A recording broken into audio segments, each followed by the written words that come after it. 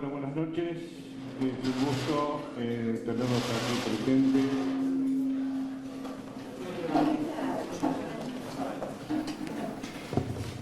Y agradecerle al doctor Nelson Castro por su presencia y agradecerle también a la asociación BEA que hizo posible que estuviera con nosotros aquí presente el doctor Nelson Castro. Fortalece la opinión el hecho de tener a una persona de los conocimientos del disertante.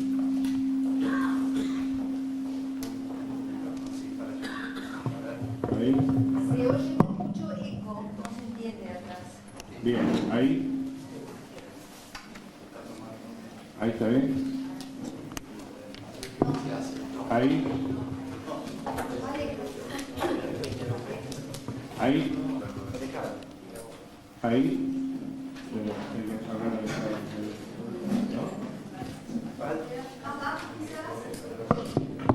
Ahí.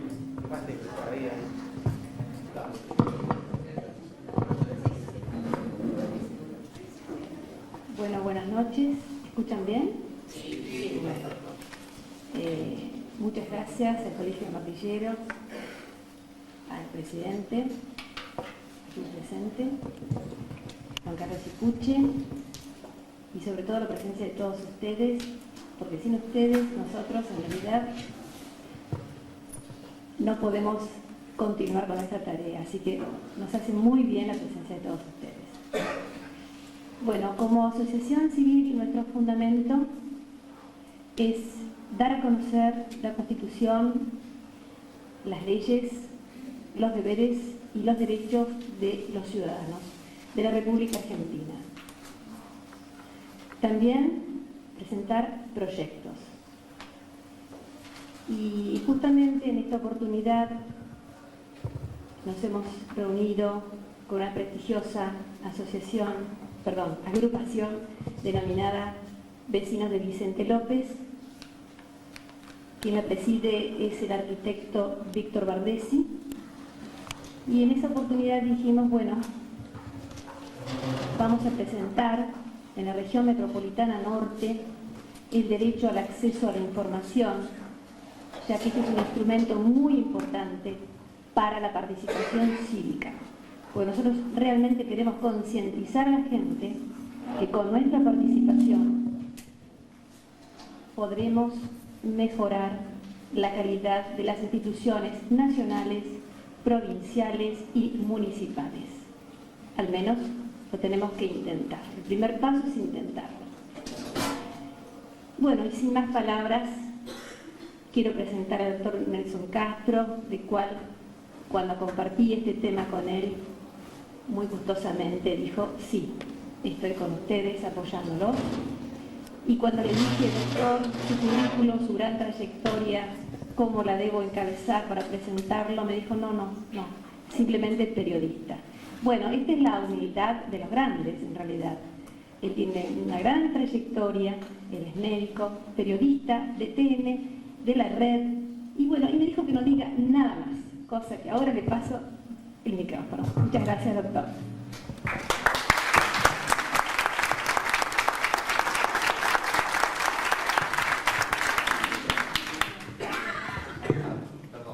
Disculpe, el moderador de esta charla será el arquitecto Jorge Valera.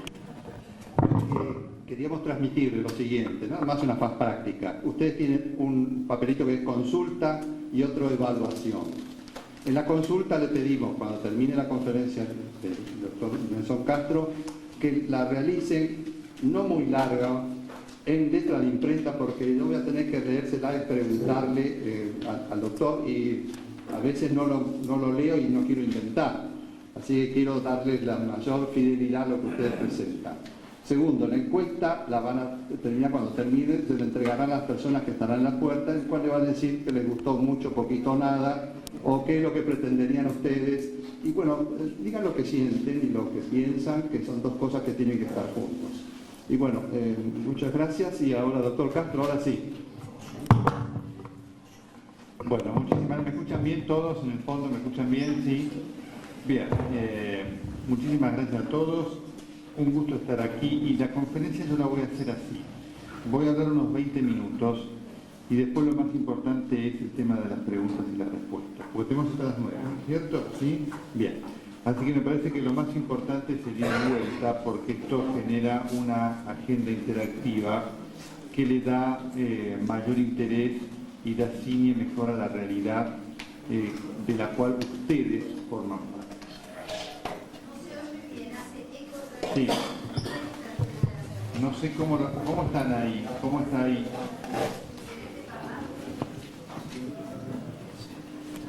A ver, con esto lo que más me interesa que dediquemos la mayor parte de la charla, los otros 40 minutos, a las preguntas y respuestas. ¿De acuerdo? Siempre me parece que es lo que mejor define la agenda de este tipo de encuentros. ¿Por qué es importante este tema del derecho al acceso a la información? ¿Y por qué es muy importante que ustedes como ciudadanos lo conozcan y lo ejerciten? ¿Y por qué realmente yo lo solicito de ver esta cantidad de ciudadanos y ciudadanas que después de terminar su día de trabajo y con las dificultades que hoy marca la realidad social, se ocupan de esto? Porque el acceso a la información constituye una herramienta fundamental que tiene la ciudadanía para saber de qué se trata, ni más ni menos. La Argentina tiene un nacimiento muy interesante desde el punto de vista de los principios democráticos, porque los principios democráticos estuvieron en la génesis del nacimiento de la patria. Cuando el pueblo de la ciudad de Buenos Aires se reunía frente al Cabildo y decía queremos saber de qué se trata, estaba queriendo tener acceso a la información de un hecho que era público. ¿Cuál era el hecho público? El destino que se podía tomar en relación con el gobierno de no solamente la ciudad de Buenos Aires, sino también en el futuro del virreinato del Río de la Plata. Así que fíjense ustedes qué interesante esto, cómo esto, insisto, ha estado en el nacimiento de nuestra vida. Y cómo increíblemente la República Argentina, en la oscura noche de 53 años que vivió, en el siglo XX, como consecuencia de una ausencia verdadera de democracia, dilapidó ese concepto que por supuesto hoy tenemos que reganar. Este elemento del acceso a la información se entiende si nosotros entendemos nuestro rol como ciudadanos. El ciudadano, la ciudadana, el ejercicio de la ciudadanía constituye una actividad fundamental de cada uno de los habitantes de una nación. Esto es lo que lo distingue de ser un súbdito. Un súbdito es una persona que cumple órdenes, obedece órdenes y cuyo rol en esa estructura social es esa, la de recibir órdenes y cumplir órdenes. Y será juzgado, premiado, castigado según cómo cumpla esas órdenes. Y por supuesto, su única expectativa de movilidad social está atada a ese cumplimiento de las órdenes. Él no tiene ninguna posibilidad, el súbdito, de interactuar con quienes dan las órdenes. Esas estructuras sociales son estructuras profundamente antidemocráticas, ¿correcto? Y por supuesto todavía las mantienen algunas estructuras institucionales en donde obviamente la posibilidad del debate de una determinada situación no condice con lo que es el objetivo de su actividad. Por ejemplo, un ejército.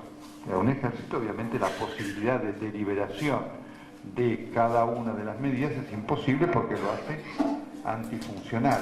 Si lo que dice el jefe, cada cosa se va a discutir o no en el campo de batalla, esto obviamente lo hace antifuncional. Pero la sociedad es algo distinto. En la democracia, el concepto tiene que ver con la calidad de las ideas. Y cada habitante de una sociedad es ciudadano porque tiene raciocinio y tiene capacidad de evaluación de ideas y de generación de ideas.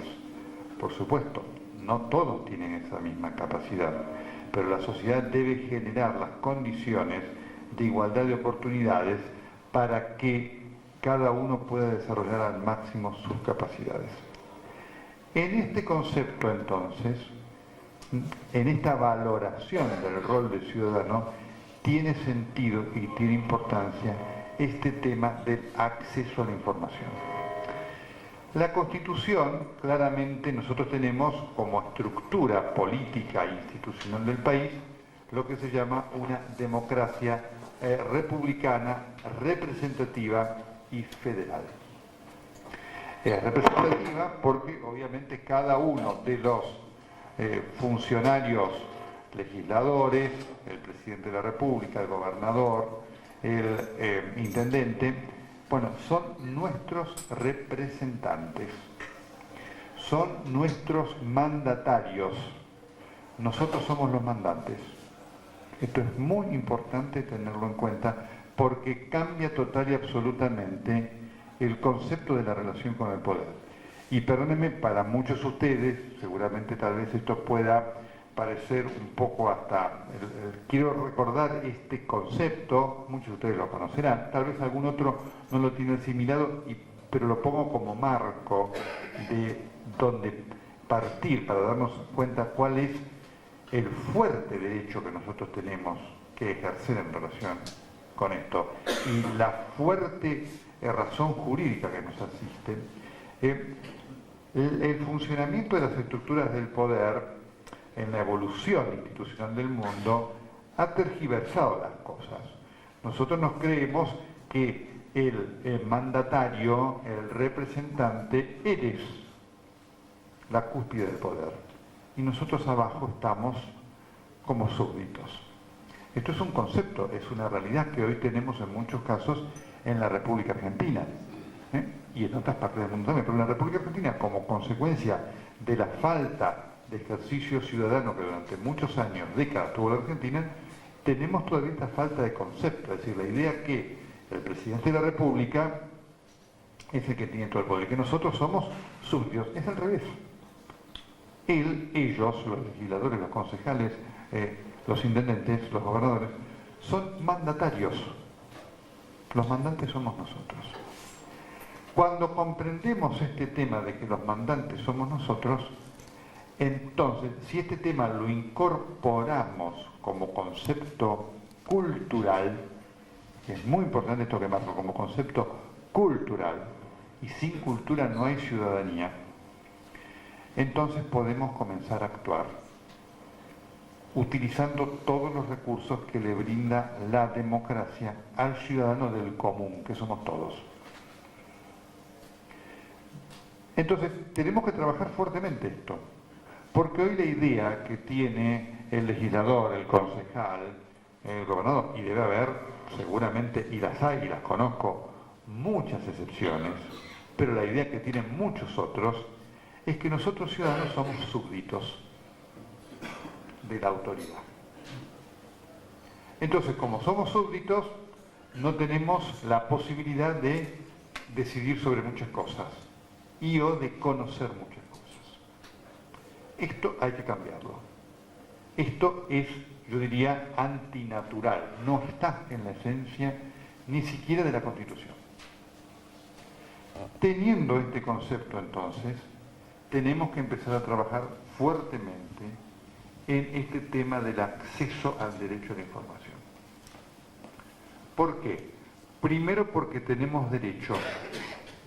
No es una concesión gratuita que le estamos arrancando a la autoridad de turno. Esto es muy importante también marcarlo.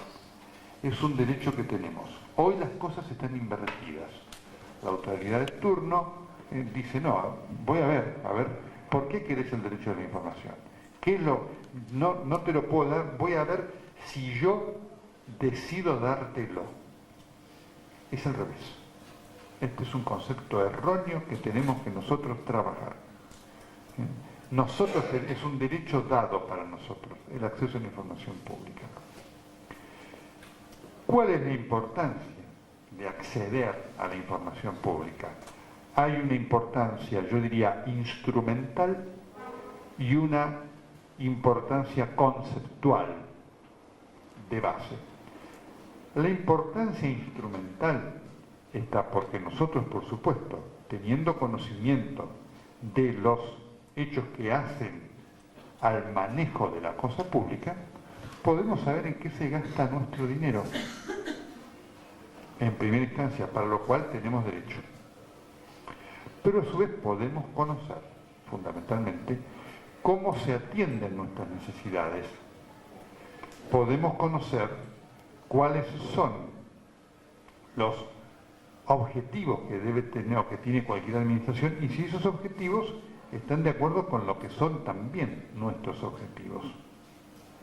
Podemos ver también si a través de eso, si las promesas, por ejemplo, electorales que hace un determinado candidato después se condicen con la realidad que se está instrumentando en la administración. Por supuesto que el acceso a la información pública es un instrumento fundamental para combatir la corrupción, que es un mal que todos padecemos, extendido en la República Argentina. No significa que todos los funcionarios sean corruptos.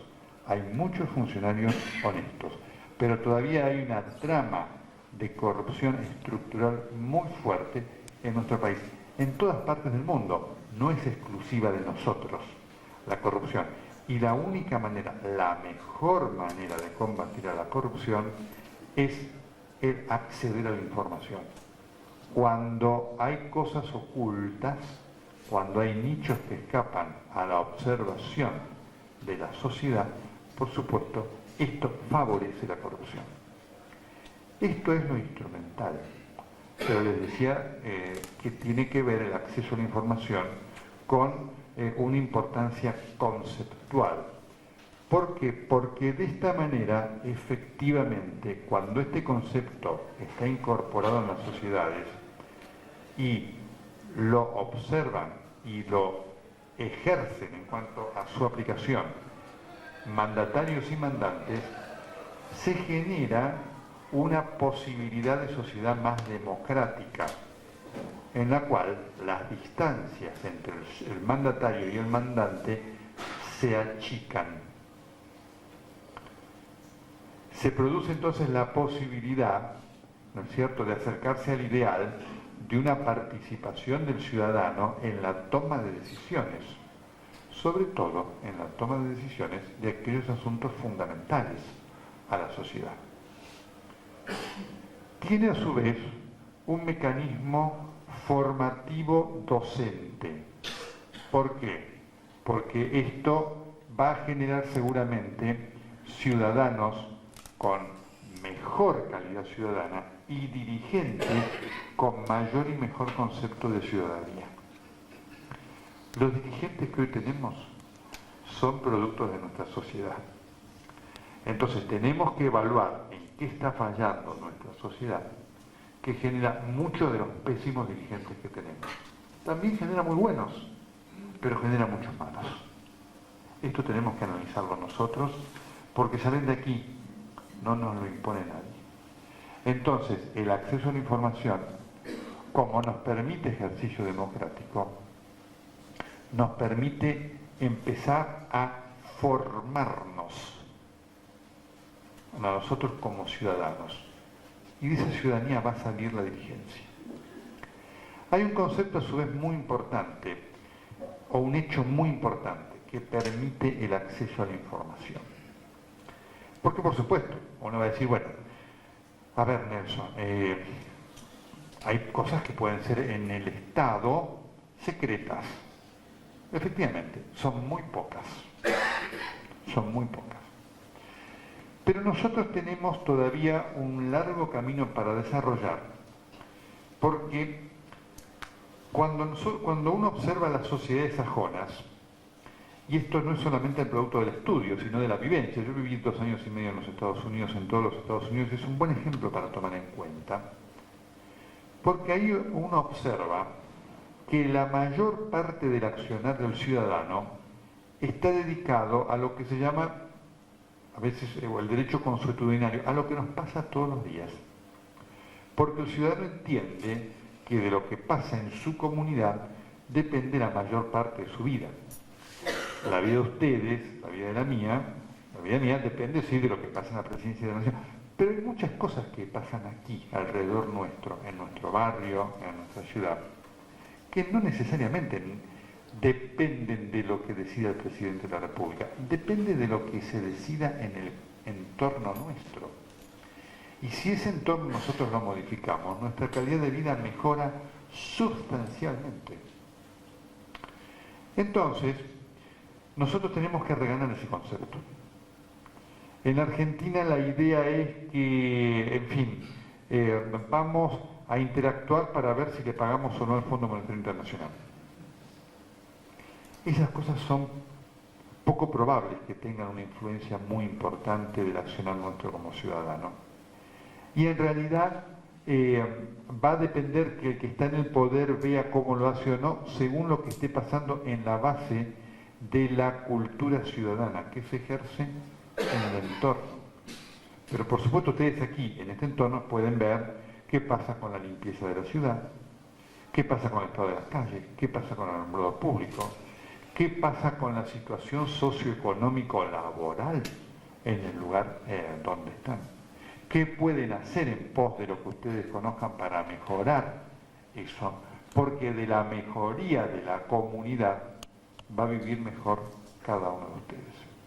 Y en esto sí hay una posibilidad de fuerza muy importante. Porque aquí la posibilidad a una comuna grande como San Isidro de tener acceso al legislador, al intendente, es mucho más factible que tener acceso al presidente de la República. Esto es de sentido común propio. Hay que ejercerlo ese derecho. Y recién estábamos hablando aquí, antes de la reunión, alguien dirá, bueno, Nelson, y yo puedo ir a tocarle el timbre al intendente. Bueno, Vilma sé que lo hace muy bien y le va bárbaro.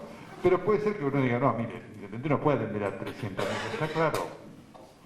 Pero si esos 300.000 se organizan en organizaciones intermedias que permitan establecer ideas fundamentales sobre las que trabajar en el ámbito social, las puertas se abren.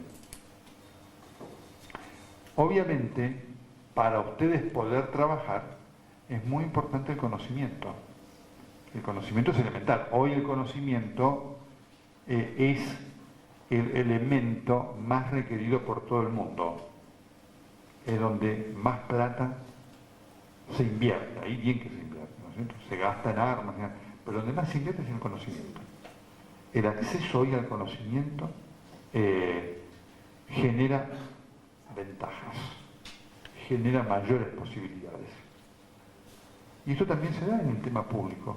Si ustedes tienen conocimiento de cómo se gasta el impuesto que ustedes pagan, seguramente el que quiera gastarlo mal se va a cuidar. Por lo tanto, va a haber un mejor gasto de eso. El generar mayor discusión va a generar que alguien aparezca con la idea de decir, bueno, fíjate que para hacer tal cosa se gastó 1.000 y sin embargo hay una posibilidad de haber gastado 500 sobre eso. Siempre va a aparecer alguien que conozca la forma de hacerlo. Esto es muy importante, porque esta mejor utilización del recurso genera beneficios para la sociedad, concretos.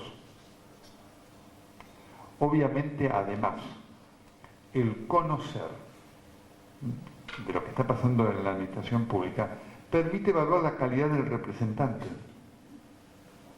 Entonces uno puede decir, este representante es muy bueno, mirá qué conocimiento tiene, mirá con qué nivel de trabajo, mirá cómo se preocupa, este representante es un desastre, no lo vamos a votar más. O cuando lo sorprendamos en alguna actitud de incompetencia técnica o moral, vamos a ir a pedirle su renuncia. El conocimiento, además, de este acceso al conocimiento, y ya voy a terminar para cumplir con los 20 minutos, permite algo muy importante, que es el establecimiento de la agenda. Si yo no tengo derecho a acceder a la información pública, no termino sabiendo, sobre todo con anticipación, cómo es la agenda del poder. El poder puede decir, bueno, la agenda de San Isidro hoy va por tal tema, ¿no es cierto? X tema. Y la sociedad dice, no, mi tema prioritario es este. Yo quiero saber qué van a hacer por ese tema, porque mi tema prioritario no es aquel otro, es este.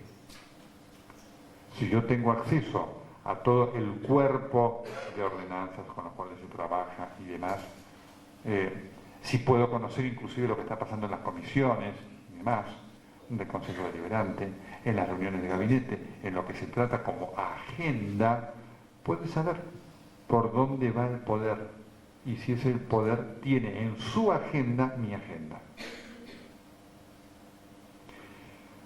Por lo tanto, es muy importante que la ciudadanía batalle por este acceso, por este derecho de acceso a la información. No por nada, la mayoría de estos proyectos están cajoneados en los cuerpos legislativos nacionales, provinciales y municipales. Vengo de San Miguel de Tucumán hace aproximadamente un mes, en donde hay una lucha terrible por parte de la sociedad por poder tener este derecho incorporado. Y como la nación no lo saca porque lo tiene cajoneado, por supuesto, esto demora todo lo que va pasando a nivel provincial y municipal. Pero es muy importante este instrumento. Es muy importante que la sociedad entonces se organice para luchar por este derecho. Es muy importante el rol de la prensa. La prensa libre es un instrumento social muy importante que la sociedad debe cuidar y debe fomentar, ¿no? Porque la prensa libre es un instrumento esencial para hacer a las sociedades democráticas más honestas y transparentes. Entonces, de esta interacción entre la sociedad y los medios libres se puede potenciar este ejercicio de la ciudadanía. Estas eran las cosas que quiero compartir con ustedes, esenciales en cuanto a los fundamentos que tiene este instrumento legal fundamental, insisto en el término. Lo quiero marcar para darse cuenta cuánto hay que batallar. Les quise dar este referente nacional para que ustedes vean lamentablemente cómo nuestra dirigencia política mayoritariamente se niega a esto, cómo le teme a esto y cómo muchas veces se dan argumentos falaces. Por eso he querido señalar estas 4 o 5 cosas de concepto que sustentan nuestro derecho. Cuando lleguemos a obtener este derecho incorporado a la legislación y lo empecemos a ejercer, porque acá va a haber que observar 2 cosas. Primero, que salga la ley y después que se reglamente y se instrumente adecuadamente, habremos dado un paso fundamental. No solamente para reforzar el ejercicio de nuestros derechos ciudadanos, sino esencialmente para que a través de ellos comencemos a nosotros poder participar con mayor fuerza y posibilidades en la batalla contra la corrupción, que es un mal letal, no solamente para la ciudadanía, sino también para la democracia. Muchas gracias.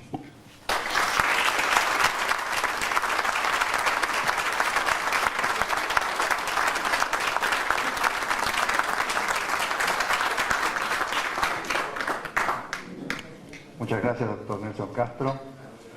Creo que con las ideas fundadas y fundantes de una ciudadanía positiva que da esperanza a los jóvenes, que es nuestro interés mayor, ustedes harán preguntas, la escriben en estos papeles y nos me la acercan, por favor, y vamos a ir contestándoles en la medida que...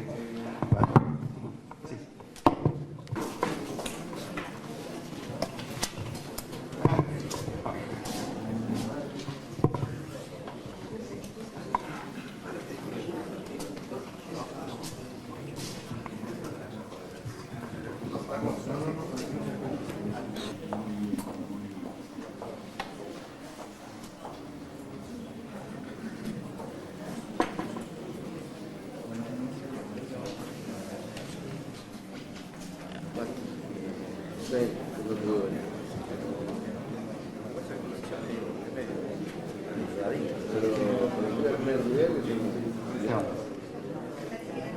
gran vendedor de libros alrededor del mundo.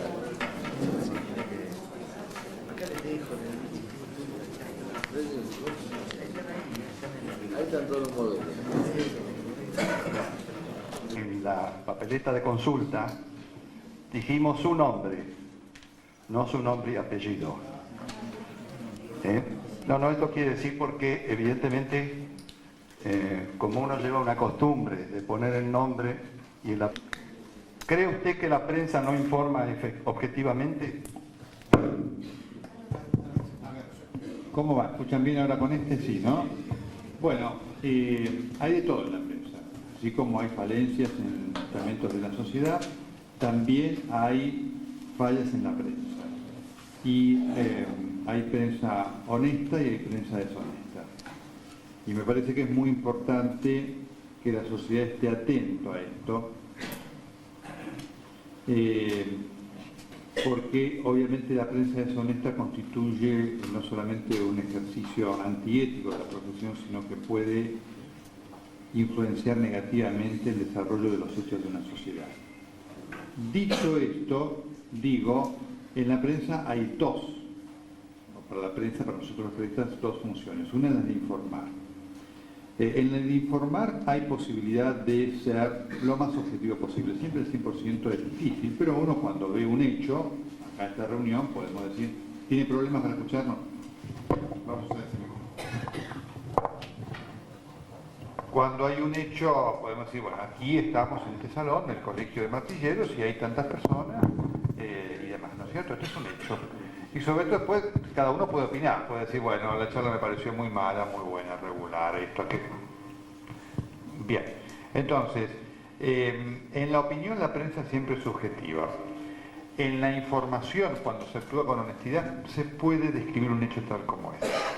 Por eso, en la opinión, la función de la prensa es ser el medio para reflejar no solamente la opinión propia del que está a cargo de la opinión, sino de reflejar opiniones distintas. Y en esta Argentina tenemos irregularidad. Hay sectores de la prensa que trabajan muy bien, con mucha honestidad, y hay sectores de la prensa que trabajan muy mal, y que lejos de ser casi sectores de prensa se transforman en sectores de propaganda. Y en esto la Argentina, insisto, tiene irregularidades que a mí me preocupan. Doctor, ¿cómo evalúa el acceso que tiene a la información pública el periodismo independiente? Es irregular y complicado. Los que trabajamos con real libertad tenemos dificultad para acceder a la información pública y debemos hacer un esfuerzo a veces importante para acceder a esa información, porque a veces desde las estructuras dirigenciales de los poderes, y no solamente de los poderes públicos, también a veces de sectores del poder económico con alguna responsabilidad pública o con algún tipo de estructura pública. Hay dificultades. Esta es una lucha que tenemos los periodistas libres en la República Argentina, que muchas veces somos sujetos de discriminación. Pero finalmente, con mucho esfuerzo accedemos, ¿no es cierto? Porque, bueno, uno es profesional y trabaja con las técnicas profesionales que permiten acceder a fuentes, pero por parte de las estructuras del poder, y no solamente en este turno, digamos, en todos los turnos democráticos en Argentina, lamentablemente, para los periodistas libres hay dificultades de acceder a la información pública. Sobre las leyes secretas, recién el doctor decía que hay unas pocas cosas secretas. Yo quisiera saber, no el contenido específico, pero sí qué es lo que tratan esas leyes secretas y cómo funciona en este caso particular nuestro acceso al derecho a la información. Yo también quisiera saber el contenido de la mayoría de esas leyes secretas. Así que estamos batallando por eso, porque uno puede entender que hay algún tipo de ley secreta, como yo decía, digamos, algún tema que hace a la seguridad del Estado, ¿no es cierto? Lo que pasa es que en la Argentina, bajo la seguridad del Estado, se engloba cualquier cosa. ¿No es cierto? Este es un problema que además ocurre en el mundo, nada más que en el mundo desarrollado se ha avanzado mucho más.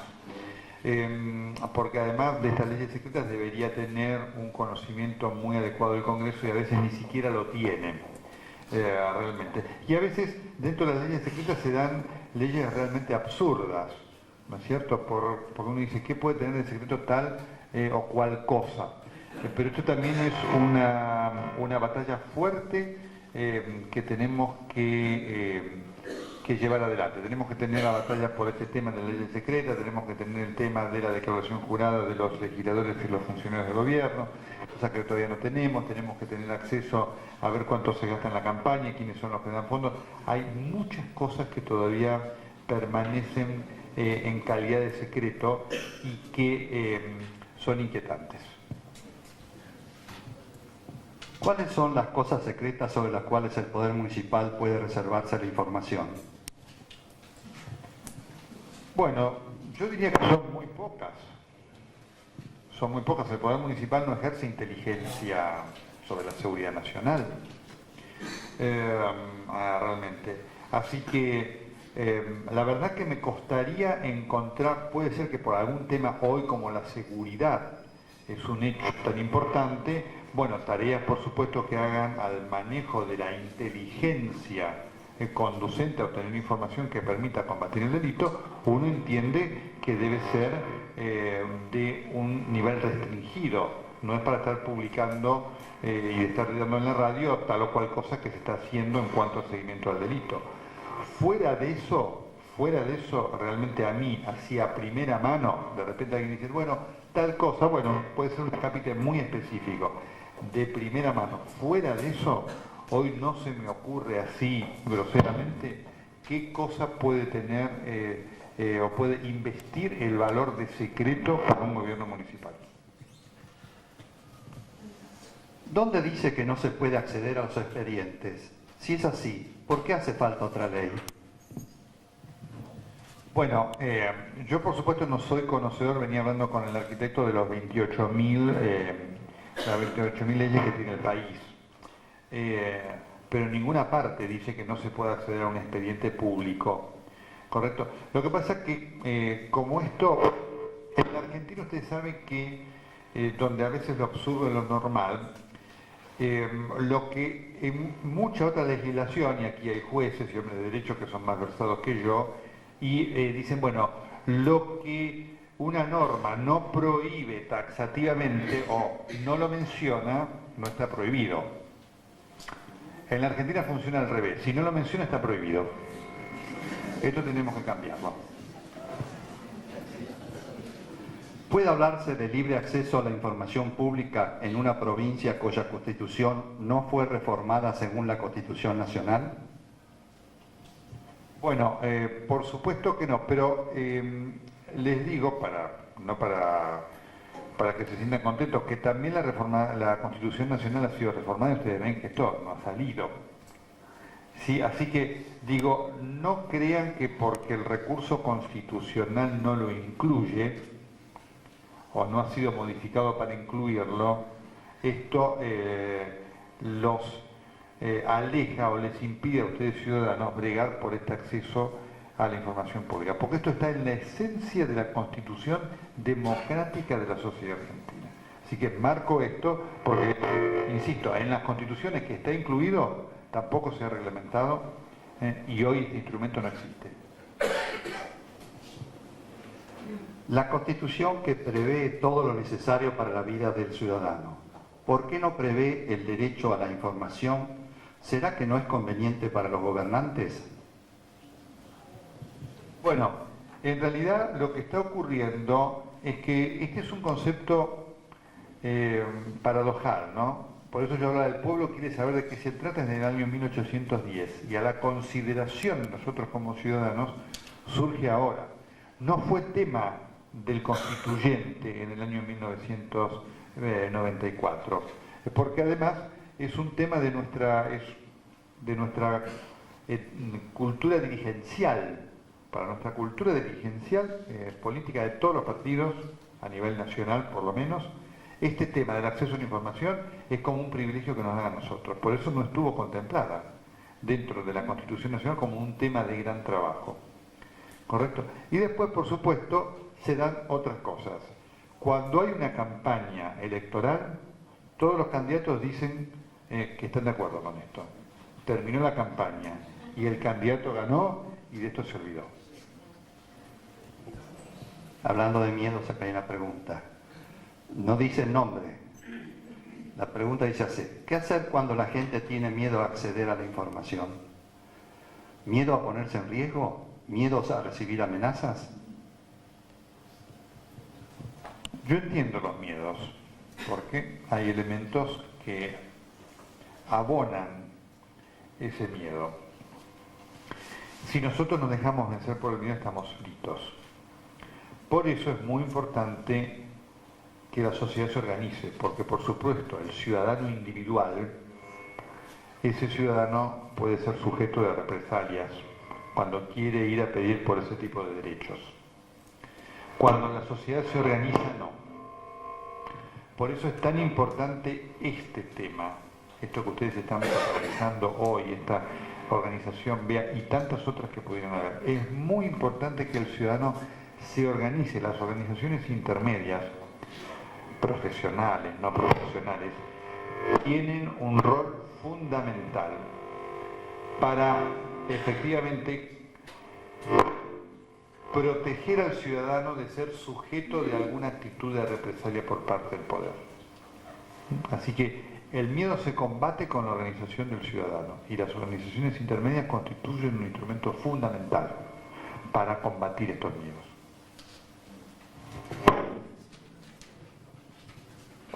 ¿Cuál es a su criterio la importancia de la audiencia pública, ya que los funcionarios de este distrito opinan que es un circo?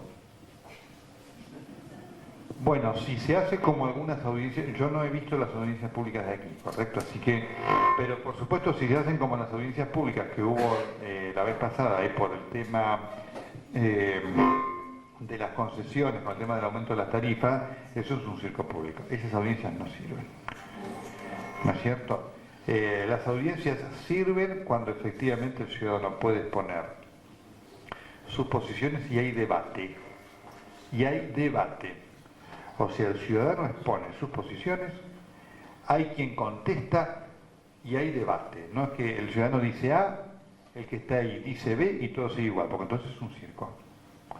¿Correcto? Estamos en falencias en cuanto a la instrumentación de las audiencias públicas. Y yo no, como no conozco lo de San Isidro, no puedo hablar qué es lo que pasa aquí. En la Nación, los funcionarios... No hay, ¿no? Bueno, entonces digo, esta es una falencia de los funcionarios. Y digo, en la Nación, los funcionarios que convalidan este tipo de audiencia pública también son cómplices de esto. Esto se lo he dicho al jefe de gabinete de ministros la otra vez, que surgió esta pantomima de audiencia pública con ese hecho lamentable de la agresión que terminó en un circo y que el gobierno convalidó. Dijo, no, se cumplió la audiencia pública. Esa audiencia pública no sirve. ¿Qué responsabilidad tienen las autoridades locales en formar a los ciudadanos en el ejercicio de su derecho a la información pública? Mucha. Los funcionarios deben estimular estos conceptos que hemos dado nosotros y no obstaculizarlos. Los funcionarios deberían tener en su contacto con la ciudadanía un constante estímulo, decirle, usted tiene derecho a saber lo que yo hago. Muchísima. La responsabilidad de los funcionarios es muchísima. ¿Qué puede hacer la ciudadanía ante una prensa que manipula a la información pública? Cuando la ciudadanía se organiza, la ciudadanía puede vencer aquel sector de la prensa, porque así como yo decía, no todos los políticos son deshonestos, no todos los funcionarios son deshonestos, no toda la prensa es deshonesta. Siempre hay quien pueda dar cabida a esto y es muy importante que la sociedad se organice para primero analizar qué pasa con la prensa. Así como hay una necesidad, ¿no? Y tomo esta pregunta porque cuando hablamos de la sociedad interactuando, decimos, bueno, la sociedad tiene que actuar y controlar y ver lo que hace el funcionario político, el dirigente sindical, el dirigente económico. También tiene que ver qué es lo que hace con la prensa, ¿de acuerdo? Si la sociedad, y este es un debe también, la sociedad busca acceder a un montón de cosas y la prensa lo ve como algo que está en otra dimensión. Pues no. en la medida que la sociedad se preocupe por ver qué pasa con la prensa, también va a tener la posibilidad de tener una mejor prensa. Esto también es muy importante y esto también forma parte del ejercicio de la ciudadanía. Esta pregunta creo que el doctor le ha dado contestación, pero igual la leo igual. ¿Tenemos algún medio a nuestro alcance para apoyar a la prensa independiente y honesta? Sí, lo hay mucho. Cuando a mí la gente me escucha, ese es mi principal apoyo. Entonces, cuando la gente escucha, lee, mira a un medio honesto, ese apoyo es imparable. Sépanlo.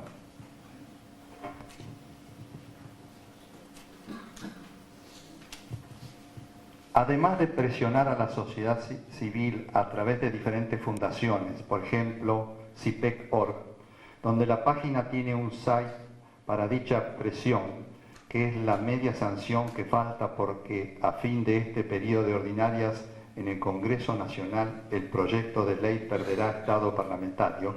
Por eso, doctor Castro, ¿qué más podemos hacer para lograr la sanción definitiva? Gracias. Se pueden hacer muchas cosas. ¿Alguna vez se puede hacer una manifestación en la Plaza del Congreso? Así como se hizo una manifestación por el tema de la seguridad, que fue impecable, se puede hacer una manifestación pidiendo por esto. Esto no es un mal recurso, ¿correcto? Es la manifestación pública cuando se hace bien, que esto no es el corte de calle, son dos cosas distintas. El corte de calle es una manifestación que utiliza una metodología delictual. Ustedes, lo que me escuchan es la que yo lo critico mucho. Ir a manifestación en una plaza, no. Porque miren, si se corta en un momento alguna calle será en tránsito a hacer tal cosa, no es el objetivo ese. Se puede manifestar, se puede insistir a través de la prensa, se puede insistir a través de las organizaciones intermedias, generando foros de debate en las universidades. Se pueden hacer muchas cosas, ¿correcto? Y la persistencia es fundamental. Muchas veces, es lamentable, muchos legisladores y demás dicen, bueno, esto lo cajoneamos porque la gente se cansa, y lo logran. Cuando la sociedad persevera, finalmente sale. Así que se pueden hacer muchas cosas, y cuando uno además se reúne para pensar esas cosas, la imaginación en algún sentido descubre un montón de cosas que se pueden hacer en pos de lograr algo, este instrumento o algún otro. ¿Cuáles son los primeros pasos que debe dar el ciudadano para que el concejal o intendente comprenda que está obligado a informar? En principio, reclamarlo. Y por eso es importante que se organice el ciudadano, ¿no es cierto? Porque entonces cuando se organiza puede hacer que su reclamo llegue al conocimiento público y llegue al conocimiento del intendente, del legislador, del gobernador, del presidente de la República. Si el ciudadano se queda en su casa y se queda en su pensamiento, no logra nada. El reclamo hay que hacerlo y hay que saber cómo hacerlo. Son dos cosas. ¿Correcto? Cuando el ciudadano, cuando hay una masa de ciudadanos que se proponen hacer cosas, finalmente lo logran. Entonces el primer paso, un proverbio chino dice que el primer paso para caminar los miles de kilómetros de la muralla china es dar el primer paso. Parece obvio, pero es así. Este es el primer paso, decir, bueno, yo me tengo que reunir con otros ciudadanos para ver cómo podemos hacer que este objetivo, cómo esté en el conocimiento, primero de la ciudadanía y después del legislador municipal, del intendente, del gobernador, del presidente de la República. Así que este es me alegra mucho ver estas preguntas, del cómo, ya he habido varias, del cómo podemos hacer, porque me demuestra que hay una inquietud de hacer y que todavía no ha tenido un reflejo. Bueno, sépanlo que hay formas. La primera es organizarse. Si a un ciudadano se le niega el acceso a la información, ¿no debería dejar constancia en el correspondiente libro de quejas? Es una buena idea, realmente. Así que los insto a que lo hagan.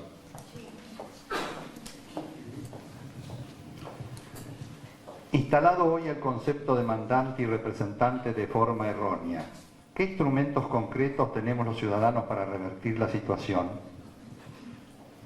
Bueno, el ejercicio de ciudadanía. Esto es una cosa muy importante que va a llevar tiempo, por supuesto, porque esto tiene que ver con procesos educativos. También tiene que ver, y cuando hablo del ejercicio de la ciudadanía, hablo de responsabilidades nuestras. ¿Correcto? Nosotros cuando cumplimos nuestras responsabilidades de ciudadanos, pagamos nuestros impuestos, nos comportamos honestamente. Bien, cuando además observamos una preocupación por el tema del Estado, es decir, el tema del bien común. Cuando tenemos ese tipo de cosas, este ejercicio de la ciudadanía comienza a modelar una cultura distinta, porque pongámonos en esta perspectiva. Suponga que los 150.000 ciudadanos adultos, 200.000 adultos, adultas, de San Isidro decidieran ejercer la ciudadanía con estos conceptos. ¿No es cierto? Ustedes se dan cuenta del cambio cultural que esto significa, ¿no es cierto? Que además decidieran, ¿y por qué lo pongo así? Porque también hay un rol nuestro, y yo lo señalé en la charla, diciendo, nosotros siempre tenemos la tendencia, hoy por hoy, de demandarle al que está en el poder. Pero mientras hacemos esto, en el largo plazo, tenemos que formar ciudadanía. Porque como yo les decía, dentro de 20, si hoy al chico de 5 años lo empezamos a formar en ciudadanía, imaginemos una persona formada con estos conceptos, multiplicado por todos los que son alumnos hoy en el colegio de San Isidro. Y, proponiendo con la idea de que todos los chicos pudieran ir al colegio. Cambia la forma, en 20 años se cambia el perfil del país. Y esto que nosotros lo minimizamos es muy importante. Siempre pongo un ejemplo que me lo contó una vez un profesor de un colegio aquí en San Isidro. No me pregunten cuál porque me olvidé, por suerte. Así que él le enseñaba literatura inglesa. Y entonces, yo lo conté varias veces en la radio inclusive. Entonces él, en el último año, de quinto año, le tomó un examen sobre ética. Y la mejor alumna del curso se paró y entregó la hoja en blanco. Entonces el profesor dijo, pero mirá, ¿cómo vas a entregar la hoja en blanco? Vos sos la mejor alumna. Esto es una composición, no es que te estoy preguntando, responda tal. Es una composición que quiero ver para verlos. Ustedes están por terminar el año, ¿no es cierto? Y entonces la alumna se dio vuelta y dijo, no, yo no entiendo. Dice, pero yo no puedo escribir sobre esto. Dice, porque además yo le pregunto a mis compañeros y compañeras, ¿quiénes podemos escribir de esto cuando todos los años que nosotros vamos a Estados Unidos con nuestros padres, los vemos a ellos pasar por la aduana, poner un billete de $100 en el pasaporte y coimear a un vista de aduana? El profesor se quedó tan sorprendido que al otro día presentó la renuncia, porque dijo, hemos fracasado total y absolutamente en la formación de las personas. ¿Qué quiero decir con esto? Nosotros minimizamos esto.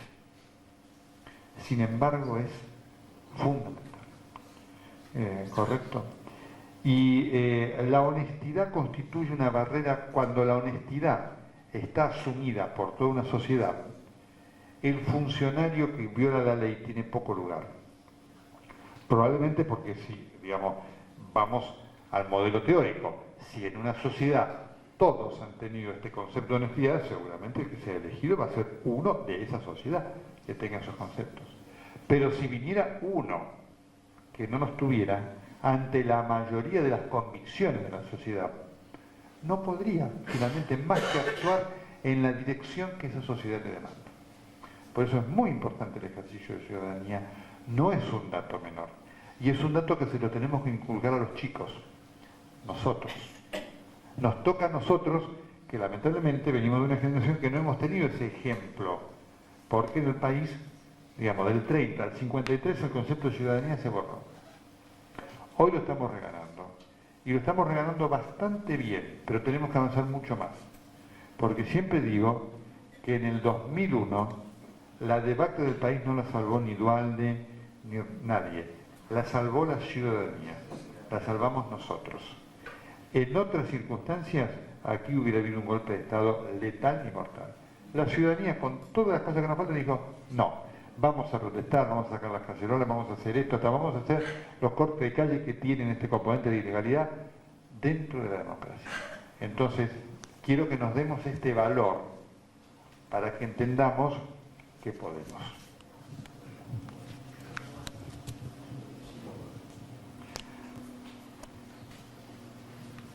¿Qué opina si seguimos eligiendo mediante el sistema de las llamadas listas sábanas representantes que no representan al pueblo? Bueno, sobre esto voy a hacer una explicación técnica. Me encanta la pregunta porque tenemos que estar alerta sobre algo. A veces hay tantas cosas que se manejan maniqueamente. Yo estoy en contra de las listas sábanas como hoy están. Pero lo que viene como alternativa, que es el distrito, el voto uninominal, puede terminar siendo algo profundamente detrimental para la democracia. Voy a poner un ejemplo. Supongamos que San Isidro tiene 5 distritos, ¿correcto? Entonces, en vez de elegir a los 5 legisladores por lista sábana, ¿no es cierto? Y según la cantidad de votos, entonces, por los porcentajes, se va distribuyendo, lo cual permite que entren por lo menos legisladores de 2 partidos. Malo, bueno.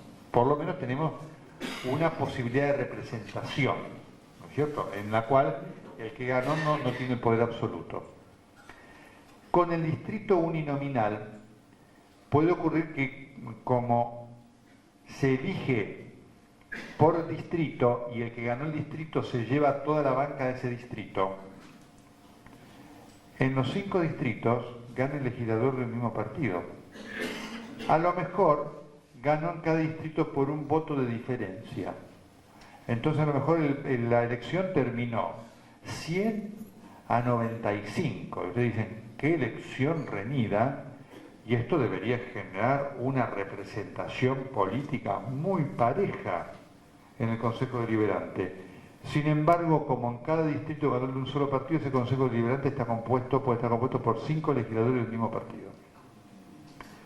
Esto no se lo explica a la ciudadanía y entonces yo llamo la atención sobre este peligro de la elección uninominal. ¿Saben cuál es la solución que más se acerca al ideal? Es el voto electrónico. Porque el voto electrónico, porque claro, la lista sábana, si uno empieza a tachar y lo hace manualmente, para contar eso con la sospecha de fraude que siempre puede ocurrir, se hace muy complejo. El voto electrónico, bien controlado, siempre hay que controlar muy bien, pero el voto electrónico puede significar la diagonal, que entonces nos permite incluir, tachar gente en la lista sábana, ¿correcto? Viendo la posibilidad de incorporar algún otro. Este sería un mecanismo para estudiar muy firmemente. Por eso se los explico, como en la Argentina se manejan modas, y es increíble la cantidad de gente, también en la prensa irresponsablemente que habla sin saber esto, les confieso que yo me tomé el tiempo de estudiar esto. Porque yo también, cuando vi lo de la lista sábana en la circunscripción uninominal, dije, qué interesante esto, porque elegimos entonces la idea de la circunscripción uninominal, ¿qué tiene de ventaja? Que el distrito 2 de San Isidro sabe cuál es su diputado. Entonces va a ir a protestarle, señor, mire, usted no se está comportando adecuadamente, si no lo hace así, la vez que viene no lo votamos. Eso también es muy interesante, pero como mecanismo absoluto puede generar esta, hegemonía absoluta de la mayoría. Entonces hay que estudiarlo los temas, y quiero alertar sobre esto, porque además va a ser muy importante. Ustedes ven que el proyecto va caminando, el proyecto de reforma política va caminando muy despacio, como no podía ser de otra manera. Es una cosa que el presidente de este turno, como el del que pasó, el señor Boca, diciendo la reforma política, va caminando muy despacio. Es muy importante que esto se lo explique al ciudadano, para que el ciudadano no caiga en otra trampa. Bloomberg juntó casi 5 millones de firmas, llenó las plazas. ¿Lo escucharon? Bueno, algunos lo escucharon y porque lo escucharon, digamos, para congraciarse con él, hoy tenemos el problema que tenemos. Han salido muchas leyes del Congreso que son un desastre. Esto que voy a decir yo lo digo porque quienes me conocen, me escuchan, saben que yo se lo he dicho a Bloomberg. Lo peor que le puede pasar a Bloomberg y su causa es que todos le digan que sí a Bloomberg. Y lo que propone Bloomberg tiene cosas, algunas interesantes, otras menos interesantes y otras sobre las cuales hay que reflexionar muy bien. Entonces, yo voy a decir algo que, porque también a veces la sociedad se comporta de manera, el término que se utiliza ahora es espasmódico. Cuando fue la marcha de Bloomberg en el Congreso, la idea era que había que sacar leyes para solucionar el tema. Los que decíamos que alguna ley había que sacar, y acá hay jueces que pueden decir, bueno, tal vez alguna cosita, pero el problema de la Argentina no es que le falten leyes, el problema es otro. Les confieso que mucha gente me criticó en ese momento. No, Nelson, pero usted, pero esto, los peros y demás, siempre le ponen peros. No. Y uno de los que mejor lo entendió, paradójicamente, fue Bloomberg, cuyo problema no es él, sino son los entornos. Realmente. Entonces, la marcha así planteada, por supuesto que no iba a poder servir, porque la marcha planteó que ese día el tema era, alguien le hizo, decía Bloomberg, que el problema era la reforma de las leyes.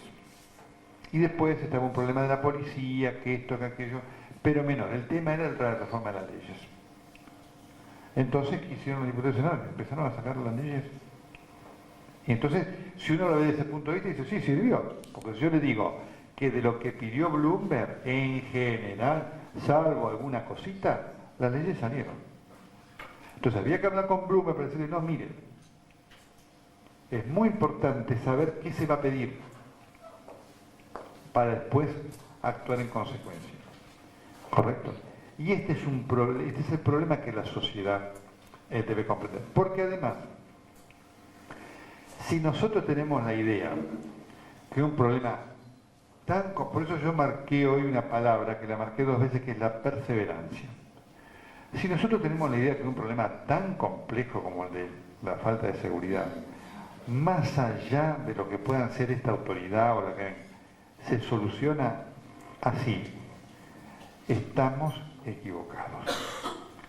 Tanto es así que hoy es muy interesante cuando uno habla con Bloomberg solo, él comienza a comprender y dice, no, la verdad que no se puede lograr esto de permanente, porque no se puede. Porque además, en el complejo problema de la delincuencia, siempre cuento una anécdota que a mí me pasó. Porque por supuesto, la presión social, a mí como a muchos de ustedes, a mí también me asaltaron. Y uno cuando lo asaltan tiene miedo y la reacción visceral es querer destrozarlo al que está enfrente. Pero por supuesto, visceralmente todos experimentamos lo mismo. La función de quien gobierna debe ser racional. Y la función de nosotros, que tenemos la responsabilidad de opinar en los medios de comunicación, es ser racional. Entonces, hay cosas muy peligrosas que se hacen en nombre de satisfacer la demanda de la gente. Este tema de armarse, por ejemplo, que mucha gente lo sostiene y que es peligrosísimo. Yo siempre cuento una anécdota que me pasó. Un día me encuentro alguna carta debajo de mi casa de alguien que era una vecina mía, que a quien yo conocí. Me decía, mire, yo soy vecina suya. Y lo escuché, esto pasó hace varios años, pasó cuando fue el tema de la mano dura de Rucauf aquí en la provincia de Buenos Aires. Y entonces yo lo critiqué muchísimo, no lo escuché más durante un tiempo, porque usted criticaba a los que nos queríamos defender nuestro derecho de armarnos y demás, y cómo vamos a combatir la delincuencia y demás. Y hoy vengo a decirle, a pedirle perdón, me decía en la carta, porque me ha pasado algo que me ha impactado y que me hizo acordar de usted. En la cuadra donde nosotros vivimos, todos nos armamos, todos. Y entonces, un día, mi hijo estaba con otro muchacho viendo el auto del vecino, que se había comprado un auto nuevo, del vecino de al lado, a la noche, ¿no es cierto? Con otro chico, por un auto muy lindo y demás. El vecino estaba en la ventana. Cuando vio a dos chicos que se acercaron al auto, pensó que eran dos ladrones. Sacó una escopeta y les tiró. Por suerte le tiró los pies y los hirió. Entonces la familia dice, pero qué barbaridad, ¿cómo no nos dimos cuenta de esto? Entonces yo quiero alertar, nosotros tenemos la función de ponernos un poco por arriba para tratar de llevar las cosas orgánicamente. El problema de la falta de seguridad en la República Argentina es un problema que hasta que no sea una cuestión de Estado no va a tener solución. Está montado sobre una crisis socioeconómica brutal, lo cual no significa que todos los pobres sean delincuentes, por supuesto, ¿no es cierto? Las bandas que secuestran a Ramallo y demás tienen una organización que va por arriba de esto, pero la situación de exclusión social genera el delito del arrebato grandemente y puede hacer que muchos se incorporen a estas superorganizaciones como los perejiles, que son los que van y levantan el auto. Hay una organización que después negocia la plata y demás. Entonces tenemos que verlo desde esta complejidad, en donde la corrupción policial es fundamental, en donde la connivencia de ciertos sectores políticos con la policía también es fundamental. En donde entonces, porque hay toda una estructura que tiene que ver con el mantenimiento de la policía, con los costos, el costo de una policía, todo eso existe. Que sea difícil de demostrar no significa que no exista. Entonces el ciudadano tiene que tener esto en mente para empezar a actuar, y las organizaciones intermedias tienen un rol fundamental también en este tema. Por eso, me fui de esto porque digo, lo de Bloomberg, si yo le dijera a los efectos del petitorio de Bloomberg, le digo, miren, más del 50% de lo que pedía salió. ¿Eso sirve? No, no sirve.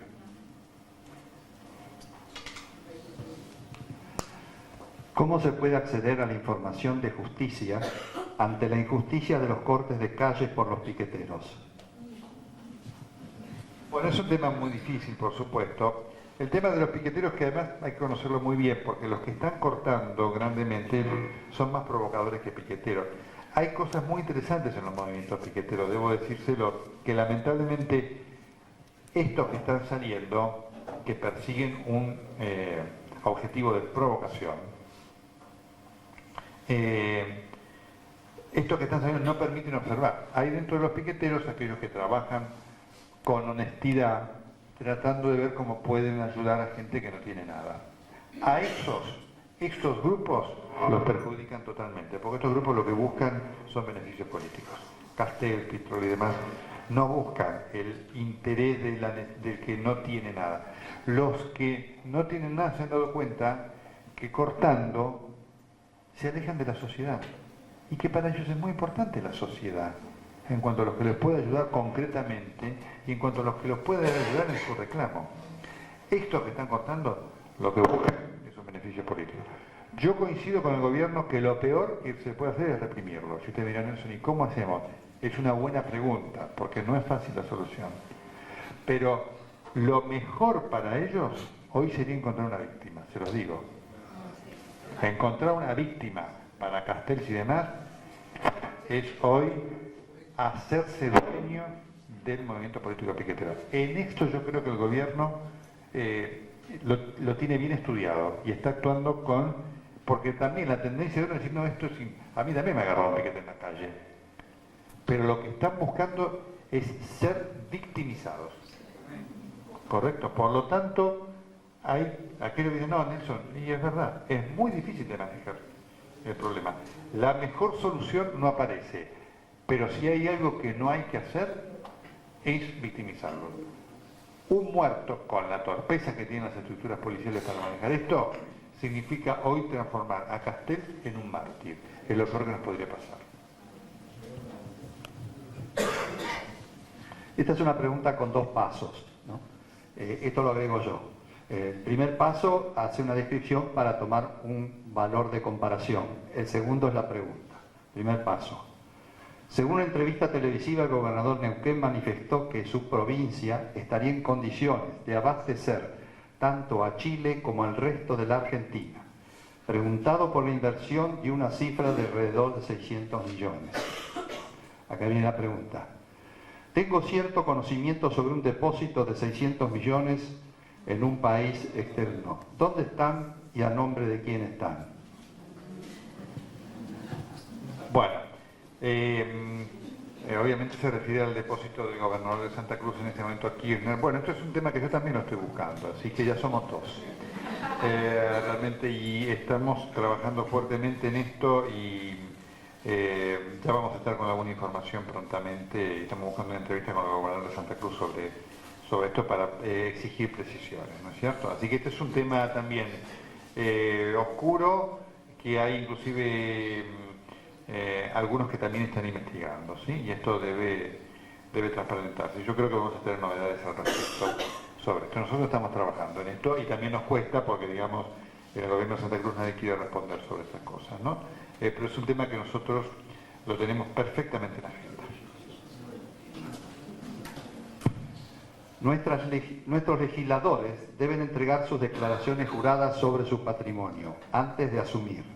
De hecho, no lo realizan. Dicho pedido lo ha realizado Poder Ciudadano. ¿De qué manera se les puede exigir? Bueno, Poder Ciudadano viene trabajando y duramente logró algo de los senadores. Hay presentaciones judiciales que están haciendo y Poder Ciudadano de todas maneras es un ejemplo de lo que yo le digo a la perseverancia. Poder Ciudadano trabaja mucho organizando seminarios con ciudadanos. ¿Saben para qué? Para generar la conciencia. Cuando la conciencia exista extendida, la presión va a ser mucho más fuerte y la posibilidad de obtener estas declaraciones va a ser mucho mejor. No solamente esto está faltando. Está faltando el tema de los gastos de las campañas. Y en eso están en falta todos los partidos.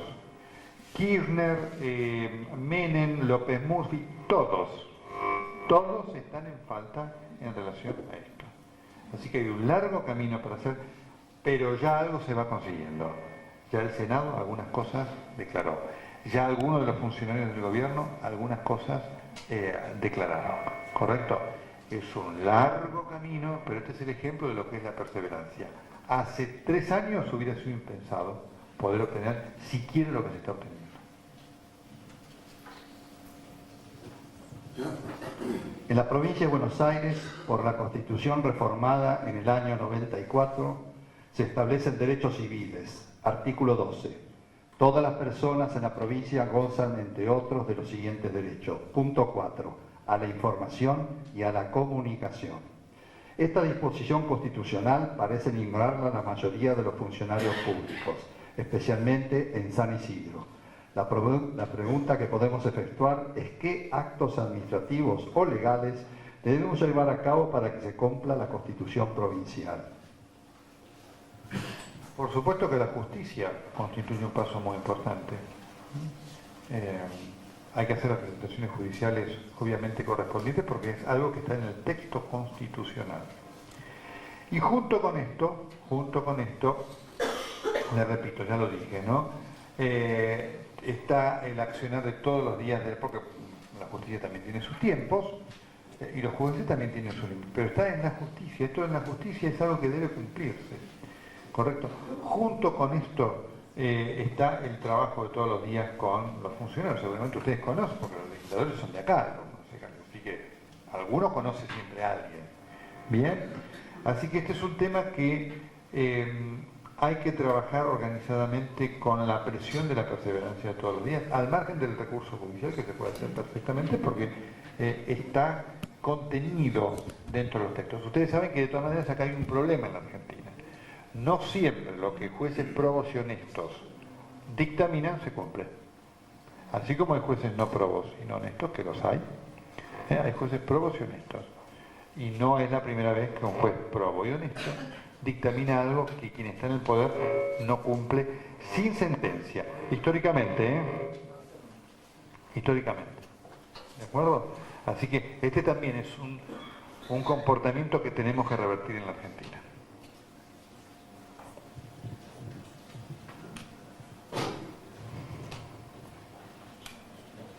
¿Por qué funcionarios de turno antes de tomar decisiones sin audiencia pública de la ciudadanía? ¿Por qué toman decisiones? Sí, yo leo textual la pregunta, no quiero que la audiencia crea que le agrego, corrijo, modifico o puntualizo. Leo lo que dice. Dice, ¿por qué funcionarios de turno antes de tomar decisiones sin audiencia pública de la ciudadanía? Claro, yo entiendo, ¿por qué se toman decisiones sin audiencia pública de la ciudadanía? Bueno, porque es un atributo, obviamente es un atributo que el funcionario tome decisiones, el funcionario tiene que tomar muchas decisiones todos los días, ¿no es cierto? Y muchos tienen que ver con elementos administrativos burocráticos que son parte de su responsabilidad. Pero por supuesto es distinto cuando se trata de los grandes temas de la sociedad. A esto nos referimos, es decir, el funcionario público, bueno, firma los cheques para que la administración pública cobre y demás. Hay un montón de hechos que tienen que ver con la administración, que el funcionario, obviamente el ideal es que debe ser honesto y que por supuesto lo debe hacer porque ese es su trabajo, para eso lo elegimos. El tema de las audiencias públicas se refiere a, obviamente, los grandes temas de la sociedad. No sé, se me ocurre, algo me comentaban, el tema de la costa ribereña de San Isidro, que seguramente es un tema polémico. Bueno, ese es un tema en el cual hay necesidad de consultar a la ciudadanía, porque obviamente hay una decisión política que afecta a la vida de la ciudadanía y es muy importante que el funcionario diga, tenemos esta idea, la ciudadanía tiene otra idea. ¿Correcto? Así que a esto se refiere el de la audiencia pública. Y el problema es que en muchos de esos casos de real interés y afectación del bien público, esto no se hace.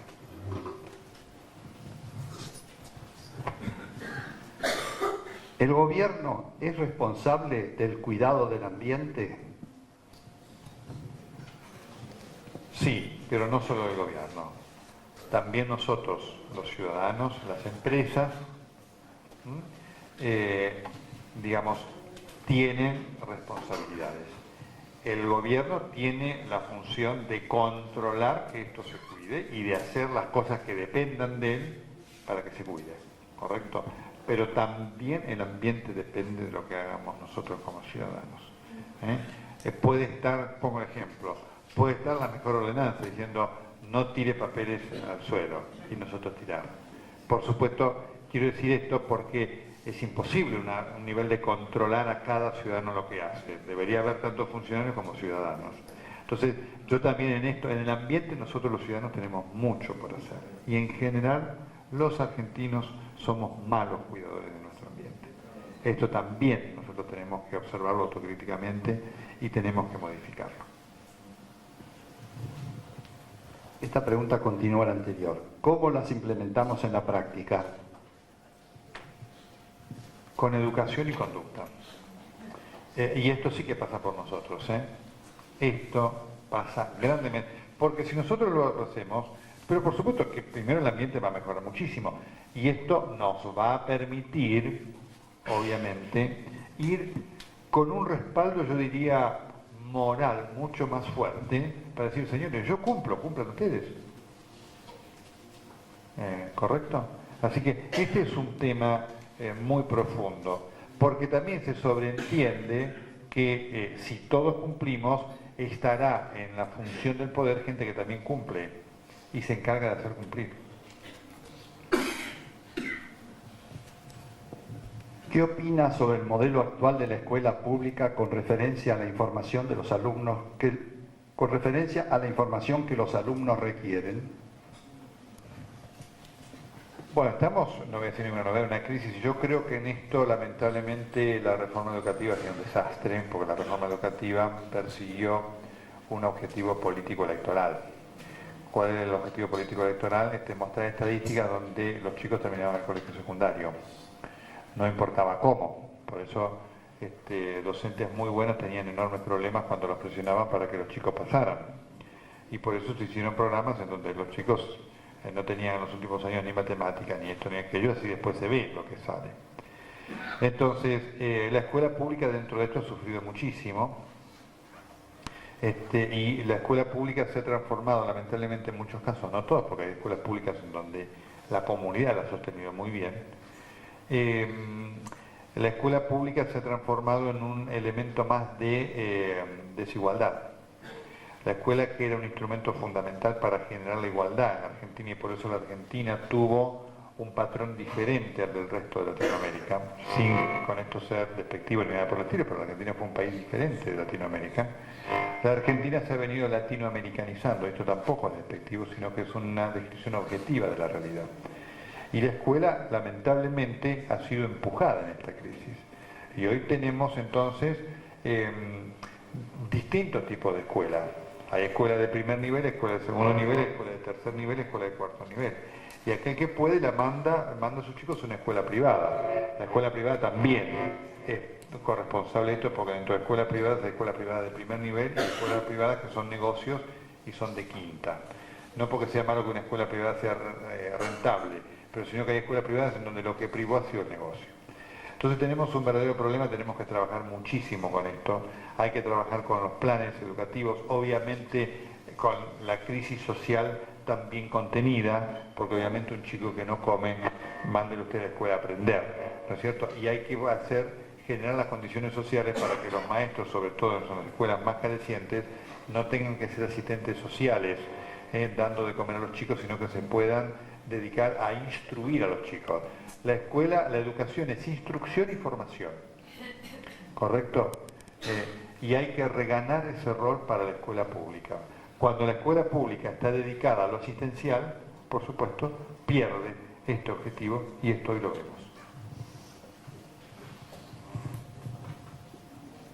En esta pregunta me falta una palabra que no la pude transcribir, pero ustedes me disculparán.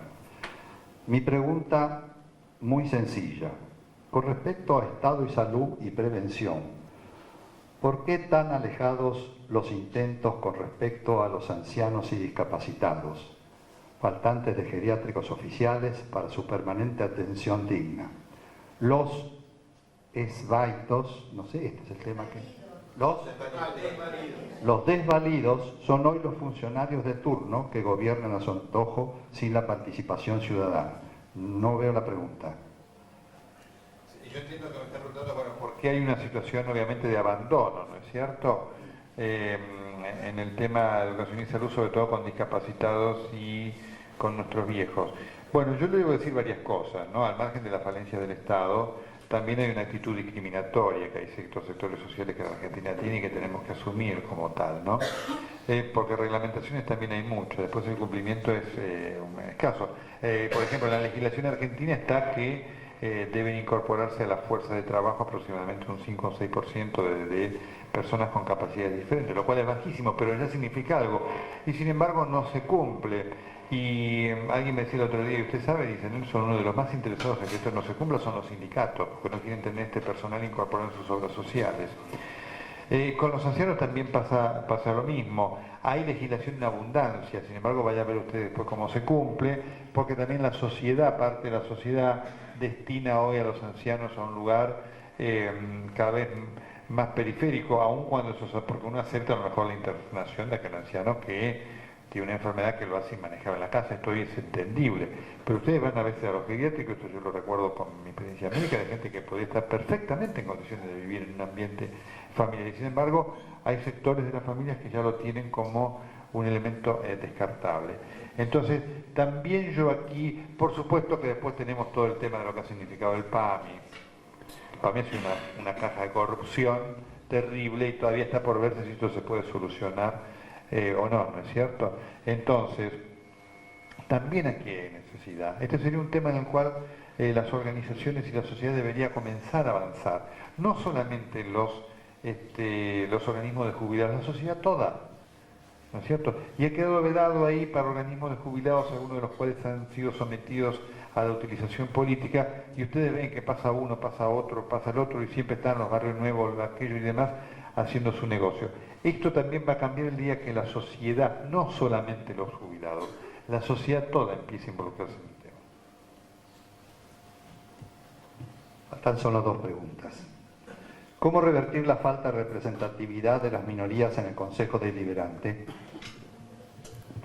Bueno, esto tiene que ver con, no conozco en particular la estructura electoral, ¿no es cierto?, de San Isidro, pero hay que trabajar en ver cómo es la ley electoral, ¿no es cierto? Y por eso llamaba la atención esto uno con este tema de la eliminación de la lista sábanas, para darse cuenta, este es un tema de debate público,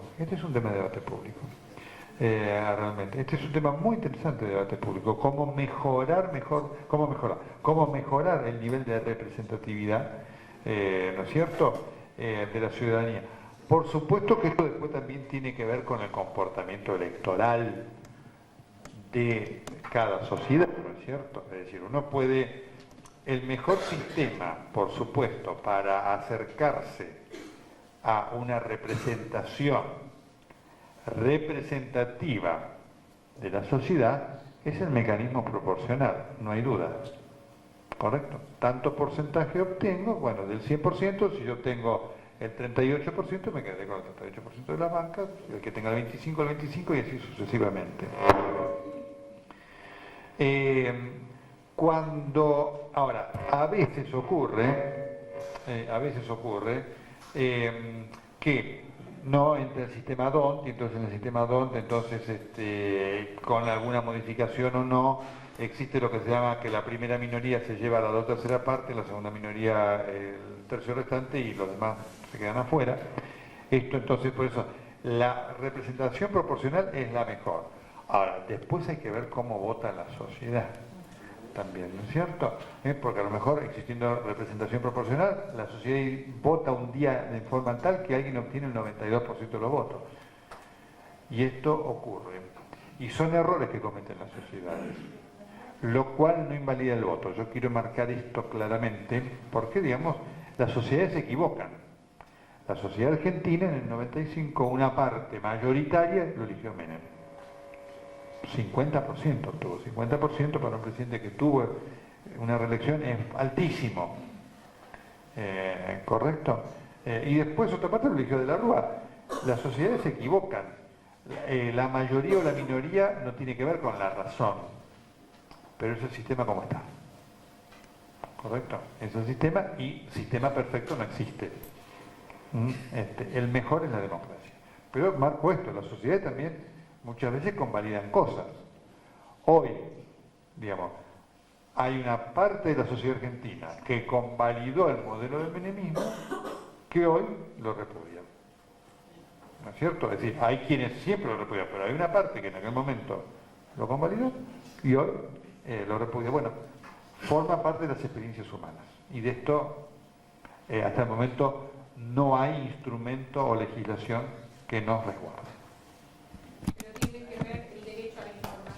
No, por supuesto, pero le voy a decir una cosa, para ponerlo en términos justos. En el 95, lo pongo como un ejemplo, pero me voy a meter al personaje, porque es muy bueno esto de aprender. En el 95, el tema de la corrupción de aquel gobierno era ampliamente conocido por la sociedad. Sin embargo, la sociedad dijo, no me importa, una parte de la sociedad, no toda, una parte de la sociedad muy importante, porque tener el 50% de la voluntad significa tener, porque es poco probable que después la otra mitad se distribuya en una sola parte. Entonces en aquel momento yo me acuerdo de haber hablado con gente que decía, pero mire, este fenómeno no, pero ya se va a arreglar, la corrupción no importa, pero le digo, mire que va a tener efecto, pero no importa. O sea, también digo, muchas veces la sociedad está informada de algunas cosas y convalida actitudes. Esto tenemos que asumirlo porque hace a nuestra falencia humana y a los momentos que tienen las sociedades. ¿Correcto? La última. Partiendo del concepto de ciudadano, además de ejercer el derecho a la información y nuestra actitud de mandatarios, ¿Cuáles son nuestras obligaciones para dar sustentabilidad a las instituciones democráticas de gobierno? Me encanta que sea esta la última pregunta, porque algo mencioné, pero me encanta que nos vayamos con este concepto, ¿no? Nosotros también tenemos deberes. Como decía, el cumplir con la ley es muy importante. ¿No es cierto? El cumplir la observancia de la ley, ¿de qué va? De pagar impuestos hasta cumplir con el pequeño ordenamiento, el no violar un semáforo. ¿Sí? Esas pequeñas cosas que en nuestra cultura todavía son nimias. El abrocharse el cinturón de seguridad. Miren ustedes en lo que voy. Nosotros no tenemos esa cultura de lo consuetudinario porque nos parece nimio, y eso forma cultura. Si nosotros lo observamos, ¿no es cierto? Y tenemos la calle limpia y no la ensuciamos, y cuidamos el medio ambiente de lo que nosotros dependa, entonces nosotros vamos a tener una vida mejor. Ayer recibí un mensaje en la radio que fue una ilustración de esta tergiversación del concepto, ¿no? Vieron ahora la crisis de energía. Entonces una señora, no tuve tiempo de responder porque estaba con otras cosas, de Loma de Zamora me dice, Nelson, dice, ¿cómo me van a pedir a mí que ahorre energía si el alumbrado público está todo el día encendido? El razonamiento debió haber sido al revés. Porque el otro no cumpla, yo no voy a dejar de cumplir. Yo voy a cumplir porque eso me va a dar más derecho para exigirle al otro que cumpla. Pero hay un sector de la sociedad que podemos ser todos, así que yo no me pongo como excluido, diciendo yo soy el bueno, no, yo también, así que nos debemos incluir. Tenemos estos razonamientos incorporados que tenemos que cambiar. Si el otro no cumple, yo voy a cumplir si el otro cumple. Entonces así no tenemos solución. Cuando nosotros digamos, yo voy a cumplir, a pesar que el otro no cumpla, y como yo cumplo, entonces en un determinado momento voy a poder decir al otro, mira, es importante que cumplas. Tenés que cumplir porque yo cumplo. ¿Correcto? Entonces, este concepto me parece muy importante, por eso celebro esta pregunta en el fin. Tenemos que tener conciencia de lo que son nuestras responsabilidades y tenemos que cumplirlas, porque eso nos da también derecho. Nos da el derecho moral a reclamar con más fuerza por nuestros derechos, porque si no cumplimos, además somos sujetos de extorsión. No, mira, no reclames por esto, porque vos esto no lo cumpliste. Claro, entonces mejor callate. Y entramos en un silencio cómplice.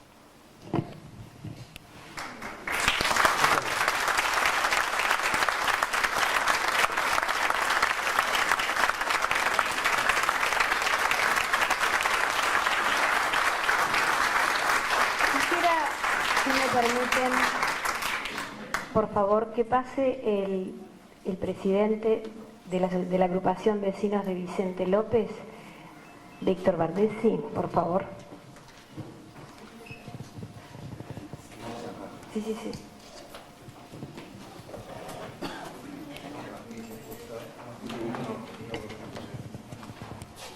Bueno, nosotros habíamos acordado que en realidad todas aquellas personas que desean ver nuestro proyecto de ordenanza nos pueden escribir.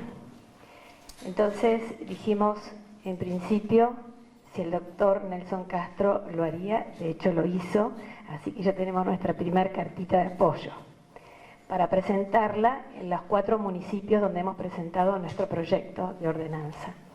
Entonces, esto es importante porque justamente el doctor Nelson habló del consenso y nosotros, la verdad, trabajamos desde la mediación entre el representante y el representado y, por supuesto, desde el consenso. Y si a ustedes les parece bien conocer nuestro proyecto de ordenanza y a su vez apoyarlo, bueno, vamos a darles nuestra dirección de email, nuestro número de teléfono y empezamos, Víctor. Bueno, sí, buenas noches. La idea, como dijo Vilma, es tratar de que las instituciones vecinales, las instituciones profesionales y los vecinos en general, que somos todos, tratemos de empujar este proyecto para que se trate. Nosotros hemos presentado un proyecto de ordenanza que será modificable o no, pero lo más importante es que esto se hable, se trabaje y se trate. De allá saldrán de los debates las variaciones o no. Lo que no queremos es que en la próxima ordenanza, si está, empieza a haber esos nichos oscuros de que esta información no la doy. Porque la información, para eso estamos luchando, tiene que ser pública de todos para todos. Gracias. Muchas gracias. Y en los papelitos que ustedes tienen tenemos nuestro email y nuestro número de teléfono. Así que muchísimas gracias, doctor Nelson Castro, por su tiempo. Y gracias a todos ustedes. Hola, quiero agradecerles a la Asociación BEA Vecinos en Acción, en que nos vinculara con el doctor Nelson Castro en los seminarios que esta institución, el Colegio Martillero, está realizando a los efectos de tener conocimiento de todo tipo de opiniones. Agradecerle a los magistrados presentes, a profesionales de otros consejos profesionales, a funcionarios y a los colegas en general y a toda la gente que concurrió a este evento. Al doctor Nelson Castro, muchas gracias por su presencia. Y a todos ustedes muy buenas noches.